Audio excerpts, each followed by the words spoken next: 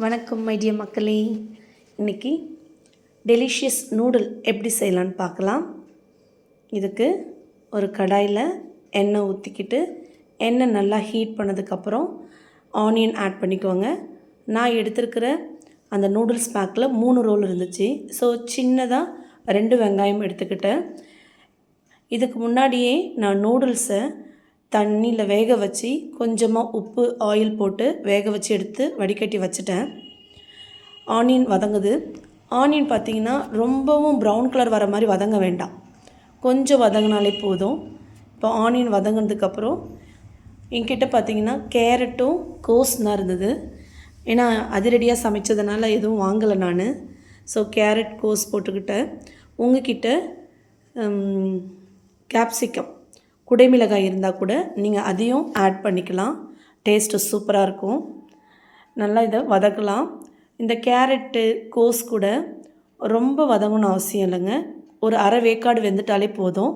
ஏன்னா நம்ம இது நூடுல்ஸ்லாம் போடும்போது அது இன்னும் நல்லா வெந்துட்டுருக்கும். நல்லா வதங்கிட்டு இருக்குது. இந்த ஸ்டேஜில் நம்ம ஒரு குளம் வெட்டி இந்த வெஜிடபிள்ஸ் எல்லாரையும் ஒரு ஓரங்கட்ட போகிறோம். ஏன்னா போதுமான அளவு வெங்காயம் கேரட்டு கோஸ் எல்லாம் வதங்கிட்டாங்க. இப்போ நம்ம அதில் முட்டையை ஆட் பண்ண போகிறோம். முட்டையை டைரெக்டாக வானலில் ஆட் பண்ணாதீங்க, ஏன்னா சம்டைம்ஸில் முட்டை கெட்டு போயிருக்கும். ஸோ இந்த மாதிரி தனியாக ஒரு பவுலில் ஊற்றி நல்லா இருக்கான்னு செக் பண்ணிவிட்டு ஒரு முட்டையாக ஆட் பண்ணிக்கலாம். நான் இந்த நூடுல்ஸ்க்கு 3 எக் எடுத்துருக்குறேன். சரி, எக் ஆட் பண்ணுறோமே ஒரேடியாக சிக்கனும் ஆட் பண்ணலாம். நம்ம இருந்தால் பியூர் வெஜ்ஜாக இருக்கணும், இல்லை pure non veg. So egg noodles செய்யும்போது அப்படியே கொஞ்சம் சிக்கன் 65 கடையில் வாங்கிக்கிட்டேன். அதையும் பீசஸ்டாக கட் பண்ணி வச்சுக்கிட்டேன். இப்போ கொஞ்சம் ஃப்ளேம் அதிகமாக்கிட்டு நல்லா வதக்கி விடுங்க. அடி பிடிக்கிற மாதிரி இருந்தால் கொஞ்சம் எண்ணெய் வேணாலும் இந்த ஸ்டேஜில் நீங்கள் வாங்கிக்கலாம், ஊற்றிக்கலாம். இப்போ பார்த்தீங்கன்னா நான் சொன்னேன் இல்லையா வேக வச்சுருக்கேன்னு சொல்லிவிட்டு, நூடுல்ஸ் ரெடியாக இருக்கிறாரு நம்ம ஹீரோ. இவரை போடும்போது தண்ணியில் வேக வைக்க போடும்போது உடச்சி போடாதீங்க, அப்படியே முழுசாகவே வைங்க. அது நல்லா நீட்டாக அழகாக பார்க்குறதுக்கு இருக்கும். ஸோ இப்போ இந்த சைடு நம்மளுடைய எக்கு ரெடி ஆகிட்டாங்க. நல்லா 1 2 3 கிளறி விட்டுட்டு இப்போது பீஸாக வச்சுருக்கிற குட்டி குட்டியாக பீஸ் போட்டு வச்சுருக்கிற சிக்கன் 65 இது கூட ஆட் பண்ணிவிட்டு இவங்க எல்லாம் ஒன்று சேர வர மாதிரி நல்லா வதக்கி விடலாம். இந்த ஸ்டேஜில் நம்ம இதுக்கு தேவையான, ஏன்னா நூடுல்ஸில் நான் உப்பு போட்டிருக்கேன், இதில் வெஜிடபிள்ஸ்க்காக லைட்டாக கொஞ்சமாக உப்பு ஆட் பண்ணிக்கோங்க. நிறையா போட்டுறாதீங்க. வேணும்னா லாஸ்ட்டில் கூட நம்ம சால்ட் ஆட் பண்ணிக்கலாம்.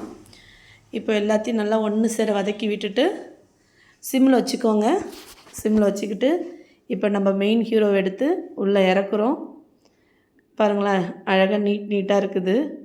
குட்டீஸ் இந்த நீட்டாக இருக்கும்போது எடுத்து சாப்பிடும்போது ஜாலியாக என்ஜாய் பண்ணி சாப்பிடுவாங்க இல்லையா. ஸோ அதனால் உடைக்காமல் அப்படியே போட்டுருங்க. இப்போ எல்லா நூடுல்ஸையும் இதில் ஆட் பண்ணிவிட்டு நம்ம போட்டிருக்க வெஜிடபிள்ஸ் நூடுல்ஸ் எல்லாம் சேர்ந்து வர மாதிரி நல்லா கிளறி விட்டுருங்க. இந்த டைமில் நான் இந்த பாக்கெட்லேயே இருந்த மசாலா சோயா சாஸை ஆட் பண்ணுறேன். இதுவே எனக்கு போதுமாக இருந்தது. உங்களுக்கு காரம் வேணும்னு சொன்னால் சில்லி பவுடர் யூஸ் பண்ணிக்கோங்க. அப்படி இல்லைன்னா பெப்பர் தூள் அதையும் நீங்கள் யூஸ் பண்ணிக்கோங்க. குட்டீஸ் சாப்பிட்ற மாதிரி இருந்தால் இந்த மசாலாவே நம்மளுக்கு போதுமானதாக தான் இருந்துச்சு. ஸோ நான் இந்த மசாலாவே யூஸ் பண்ணிக்கிட்டேன். இப்போ சோயா சாஸ் போட்டுட்டு அடுத்தது மசாலா இறக்கியாச்சு. இப்போ இந்த மசாலா நல்லா நூடுல்ஸு அந்த வெஜிடபிள்ஸ் கூட சேர்ந்து வரணும். ஸோ நல்லா கிளறி விட்டுக்கலாம். இந்த ஸ்டேஜில் நம்ம இன்னொரு கரண்டி கூட வச்சுட்டு இப்படி 2 கரண்டி வச்சுட்டு கூட நம்ம சூப்பராக ஈஸியாக கிளறலாம். இந்தமாரி கிளறும்போது ரொம்ப ஈஸியாக இருந்துச்சு. கிளறி விட்டுக்கிட்டாச்சு. அடுப்பு சிம்மில் வச்சுக்கோங்க, ஏன்னா நம்ம ஃபினிஷிங் டைமில் வந்துட்டோம். இந்த டைமில் சால்ட்டு பார்த்துக்கோங்க, பத்தலைன்னா ஆட் பண்ணிக்கோங்க, கரெக்டாக தான் இருக்கும். ஸோ எல்லோரையும் கிளியர் பண்ணியாச்சு.